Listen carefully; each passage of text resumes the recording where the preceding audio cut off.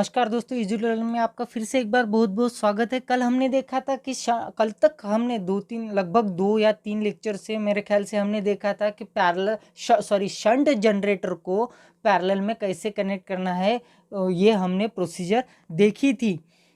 अब हम देखेंगे सीरीज जनरेटर को पैरेलल में कैसे कनेक्ट करते हैं। जनरली तो ज़्यादा से ज़्यादा जनरेटर तो शंट जनरेटर में पैरेलल ऑपरेशन तो शंट जनरेटर में बेनिफिशियल होता है। क्यों होता है, जब हम कैरेक्टरिस्टिक देखेंगे उसके तब आ जाएगा। लेकिन एक मैं इन्फॉर्मेशन के तौर पे बता रहा हूँ आपको कि ज़्यादा से ज़्यादा शंट जनरेटर को ही हम पैरेलल में कनेक्ट करते हैं। ऐसा नहीं कि सीरीज को नहीं कर सकते या कंपाउंड को नहीं कर सकते हैं, ठीक है ना, कर सकते हैं। लेकिन ज़्यादा बेनिफिट के लिए हम पैरेलल को ही कनेक्ट करते हैं। तो इसलिए कल तक हमने 2-3 लेक्चर से, ये इम्पोर्टेंट टॉपिक था इसलिए 2-3 लेक्चर से हमने इसको कवर किया है, डिटेल में देखा है। आज हम देखेंगे सीरीज जनरेटर को पैरेलल में कैसे कनेक्ट करते हैं। तो दोस्तों आइए देखते हैं सीरीज जनरेटर को पैरेलल में कैसे कनेक्ट कर देते हैं। अब देखिए दोस्तों, जनरेटर 1 को, ये G1 को और G2 को मैंने, यानी कि जनरेटर 1 और जनरेटर 2 को मैंने पैरेलल में कनेक्ट कर दिया। किसके साथ? लोड के साथ। अब ये एक आपको आगे चल के समझ में आएगा कि मैंने लोड के साथ ही क्यों कनेक्ट किया है, ठीक है। जब मोटर की कैरेक्टरिस्टिक हम पढ़ेंगे तो DC series motor can not be started at no load, ये एक कंडीशन है। तब तक आप ढूंढ के रखिए, तो जब हमारा डीसी मोटर आ जाएगा तब हम पढ़ेंगे। तो ठीक है, जनरली उसको बताने का यही तात्पर्य था मेरा कि जनरेटर को, डीसी सीरीज जनरेटर को जनरली लोड के साथ, मोटर को भी लोड के साथ ही स्टार्ट किया जाता है, ठीक है। इसलिए मैंने यहाँ पे लोड के साथ कनेक्ट कर दिया है। अगर मान के चलिए एक कंडीशन है मेरी, अगर पैरेलल कनेक्ट कर दिया, सप्लाई चालू हो गया मेरा। अब समझिए मैंने E1 और E2 इंड्यूस ईएमएफ जनरेटर 1 का और इंड्यूस ईएमएफ जनरेटर 2 का इक्वल ले लिया। तो इन दोनों में से जो फेड होने वाला करंट है, ये भी करंट कैसा रहेगा? सेम रहेगा।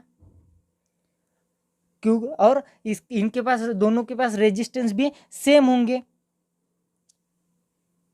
तो मेरा I1, यहाँ से मेरा I1 फ्लो होगा, यहाँ से मेरा I2 फ्लो होगा, यहाँ से मेरा IL फ्लो होगा, ठीक है। I1 और I2 भी इक्वल रहेंगे, ठीक है। यहाँ तक तो ठीक है, इक्वल रहेंगे तब तक तो चलेगा। लेकिन किसी वजह से मेरा E1 बढ़ जाता है, किसी वजह से मेरा E1 जो है बढ़ जाता है, किसी E2 से। E1 समझ लीजिए मेरा ग्रेटर हो गया E2 से, ठीक है। अगर E1 ग्रेटर हो गया तो I1 भी ग्रेटर हो जाएगा, बराबर है ना, क्योंकि E1 कौन सा इंड्यूस होने वाला ईएमएफ है? जनरेटर 1 में। तो जनरेटर 1 से जो फ्लो होने वाला करंट है वो भी बढ़ जाएगा कि नहीं बढ़ जाएगा? बढ़ जाएगा। किसके मुकाबले? जनरेटर 2 के मुकाबले।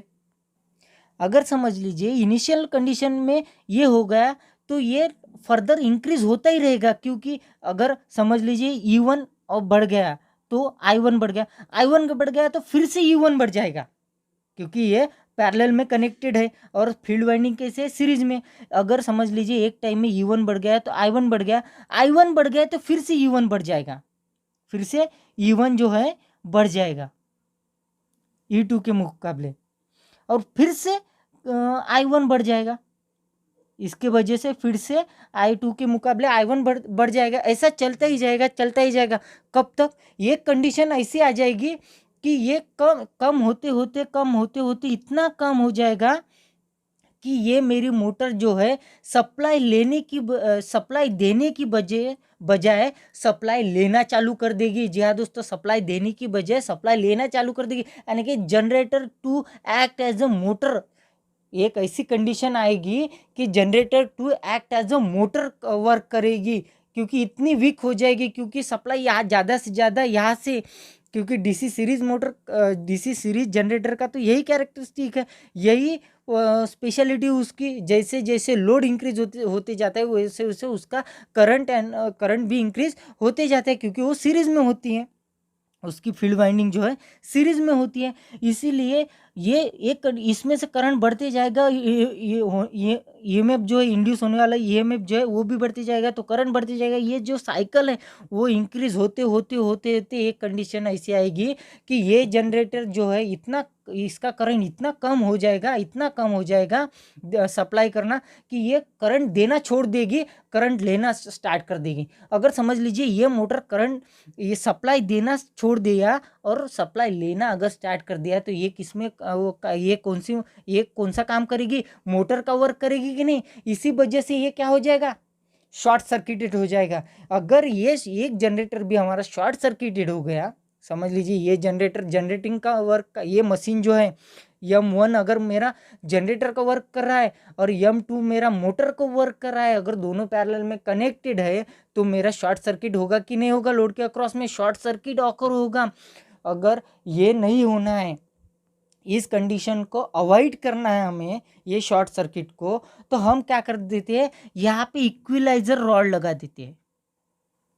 यहाँ पे ज़्यादा कुछ नहीं, इक्विलाइजर रॉड लगा देते हैं। अगर इक्विलाइजर रॉड लगा दिया तो समझ लीजिए, अगर यहाँ पे E1 अगर इंक्रीज भी हो जाता है मेरा, तो इससे क्या होगा, अगर E1 इंक्रीज हो गया तो मेरा I1 इंक्रीज हो जाएगा।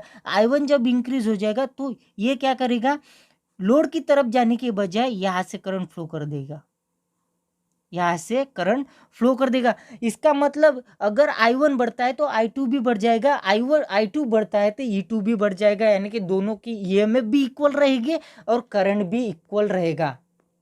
इक्विलाइजर इक्विलाइजर रॉड लगाने की वजह से मेरा क्या हो रहा है, I1 भी इक्वल होते जा रहा है और E2 भी इक्वल होते जा रहा है। इसी की वजह से मेरा पैरेलल ऑपरेशन क्या हो जाएगा, सक्सेसफुल हो जाएगा। चलिए, तो डायग्राम के ऊपर से उम्मीद करता हूँ कि आपको समझ में आ जाएंगे, आ गया होगा। इसके कुछ पॉइंट देख लेते हैं हम। Suppose E1 and E2 are the initially equal, starting की कंडीशन है, स्टार्टिंग की जब E1 और E2 इक्वल थे, ठीक है ना, equal, generator supply equals current and have a equal shunt resistance. अगर इंड्यूस होने वाला EMF इक्वल है तो अभी जाहिर सी बात है करंट भी इक्वल रहेगा। अगर दोनों जनरेटर सेम क्वालिटी के है तो उनका शंट रेजिस्टेंस भी इक्वल ही रहेगा, ठीक है, क्योंकि वो यहाँ पे शंट जनरेटर बोला है, माय मिस्टेक, शंट रेजिस्टेंस बोला है, शंट रेजिस्टेंस क्यों बोला है यहाँ पे, क्योंकि वो पैरेलल में कनेक्टेड है, इसलिए शंट रेजिस्टेंस बोला है। पूरे डायग्राम में दिखाया गया था, दो जनरेटर इस तरीके से कनेक्टेड थे तो उनका शंट रेजिस्टेंस भी इक्वल रहेगा। Suppose E1 increase slightly, suppose E1 increase slightly so that the E1 greater E2, in that case I1 become greater than the I2। मैंने बोला था अगर E1 मेरा बढ़ता है तो मेरा I1 भी बढ़ जाता है, अगर E2 कम होता है तो I2 भी कम हो जाता है, ठीक है ना। Consequently field of machine 1 strengthen, thus the increasing E1 further, while the field of machine 2 is weakened, thus the decreasing the E2 further। अगर समझ लीजिए फील्ड करंट जो है जनरेटर 2 का I2 अगर कम हो रहा है तो ये फ्लक्स भी प्रोड्यूस कैसे करेगा, कम करेगा। फ्लक्स भी कैसे कम प्रोड्यूस होंगे, अगर I2 कम हो गया तो फ्लक्स भी कम प्रोड्यूस होंगे। अगर फ्लक्स कम प्रोड्यूस होंगे तो EMF इंड्यूस होने वाला EMF भी कैसा रहेगा, कम होते जाएगा। ये एक साइकिल है, ठीक है ना, ऐसे इसीलिए E2 भी कम हो जाएगा। A final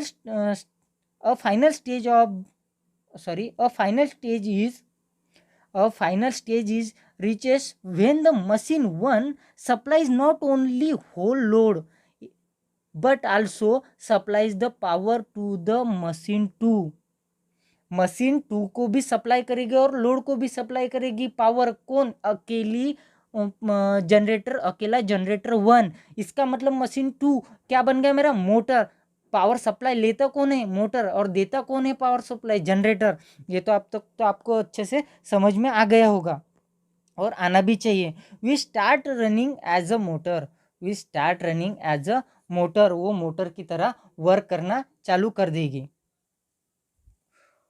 Obviously, the two machines will form a short circuit loop and the current will rise indefinitely.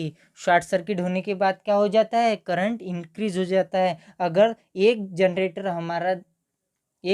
हमारा जनरेटिंग पावर को सप्लाई कर रहा है, ठीक है, और दूसरा जनरेटर मोटर की तरह वर्क कर रहा है, यानी कि मोटर बन गया है, तो उस समय पे क्या हो जाएगा? शॉर्ट सर्किट हो जाएगा और करंट कैसा हो जाएगा? इंक्रीज हो जाएगा। This condition can be prevent by the using equaliser bar. उस कंडीशन को हम किससे रिमूव कर सकते हैं? क्या करते हैं? इक्विलाइजर बार लगा देते हैं, जैसे कि हमने डायग्राम में दिखा दिया था। Because of which two similar machine passes approximately equal current to the load, ताकि दोनों मशीनें इक्वल करंट लोड को दे सके, इक्वल पावर लोड को दे सके, इसीलिए हम बीच में इक्विलाइजर रॉड लगा देते हैं।